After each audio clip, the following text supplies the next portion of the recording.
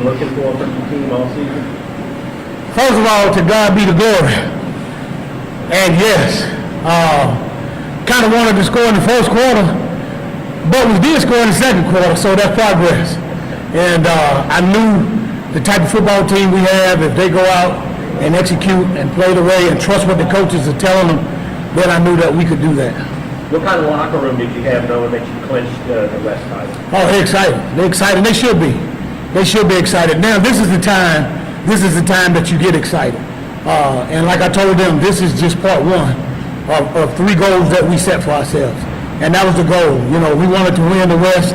We want to win the championship, and then we want to go to Celebration Bowl and win that.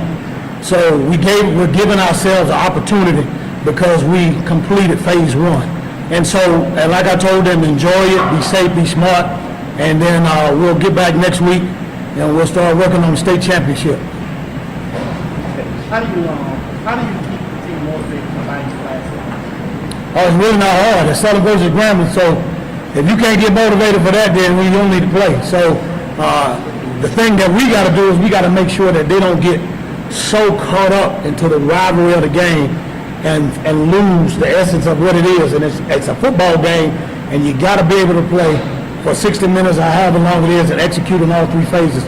So we're going to make sure that we pay attention and focus on detail, business as usual, and, you know, kind of drown out the noise as much as possible, but, you know, you can only do so much. So, but again, I think we got great leadership from the players, from the coaches, so I think we'll be fine. How special was that Willie Miles touchdown at the end of the game that pretty much solidified everything? Sidelines went crazy. What was that like for you? It's very special because that's what this game is all about. You got a young man that's undersized, that technically is not supposed to be able to play Division I football. A lot of people wouldn't give him a chance. A lot of people, because of his size, a lot of people don't really like that because of how the optics are. But you're talking about a young man that came to work, that comes to work every single day, does what he's supposed to do, makes the most of his opportunities. So when that happens, he gets that reward. And that's what it's all about. That's sweet to see a young man who's put so much in, who's battled against what they said he couldn't do. And he proved it out there today that if you continue to play, when people say no, when people say you're not that guy, when you're not as sexy as you're supposed to be, if you just believe and keep doing what you're supposed to do, good things happen for you. Coach, how impressed were you with y'all red zone defense today? You moved the ball well, but y'all put the stonewall on once they got into the rebound. Very impressed. You know, the defense has been playing solid all year. Of course, in the red zone, we tend to play well when we're locked in and focused. Guys did a great job. Coach Miller did an excellent job, and the defensive staff, they did an excellent job this week of preparing them. And we told them, we said, listen, Higgins is great, Gibson is great, but they're going to try to run the football. And so we had to always, I don't care if they spread them from sideline to sideline, and they throw it 1,000 times a game. Teams that win championships are going to run the football, so you got to be able to stop the run. What do you like about Jalen being, he had the interception earlier, but he was pretty smooth on the rest of the way he came out. Well, he's growing up. That shows you the maturation process. You know, I got, you know, all off season, all I kept hearing about, Coach, are we going to get a quarterback? Are we going to get a quarterback? What, we're going to get a quarterback? I said, we got 3 here. And, you know, we got 2 redshirt freshmen. And the thing is, you know, it's like anything else. It's just like my job. You can't get experience and get good at it unless you get an opportunity. So we gave those young men an opportunity to show and prove what they could do. And you can see he's pretty good doggone quarterback. And so I think hats off to the coaches for sticking to it and making sure that we were doing the things that they need to do for us to be successful. Why do you think today was the best time for his first grade start in quarterback? Because the offensive coordinator, quarterback's coach, and the staff made a decision to go with him. And whatever decision, I said that a long time ago, whatever they say, that's what we're going to go with. It's not because I'm the head coach and this is what I want to see, because if that's the case, then I don't need assistant coaches. And I need assistant coaches, and I'm glad and blessed to have those coaches. So I have faith in those guys to make the right decisions, and it works out for us. Coach, your dancers, where did you get those from? I've been dancing all my life. I come from a family of dancers. You got to check my video. I got one online. When a good friend of mine got married, it went viral. I've been dancing all my life. They call me Groove for a reason. Coach, I know you don't like to talk about yourself much, but I mean, for you personally, what does this moment mean as a first-year head coach, having the opportunity to go to the SWAC Championship game? That's a blessing.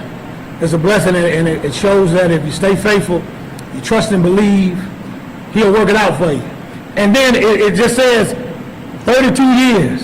32 years, and I've heard all the you know, oh, well, you know, he don't have any experience, and all his experiences at HBCUs, or he's not a celebrity, he's not this, he's not that. I'm a football coach, and I'm a winning football coach.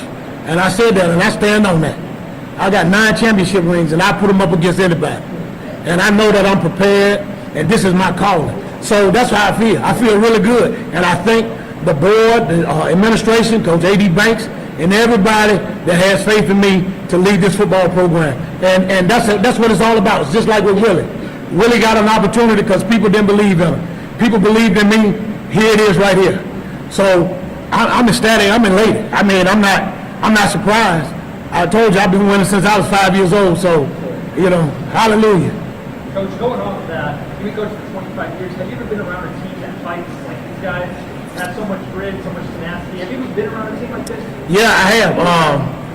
I've coached, when I coached here before, when we had the Cardiac Jaguars, those teams, I mean, and I was younger, a lot younger, and I thought my heart was going to sink a lot of times, but these guys do a great job of trusting and believing, you know, of what we, and it actually started in January and February, and Coach Moore, our strength and conditioning coach, even when he wasn't here, he was making sure that we had the programs, and we ran the programs in the iron, we call this the iron hole.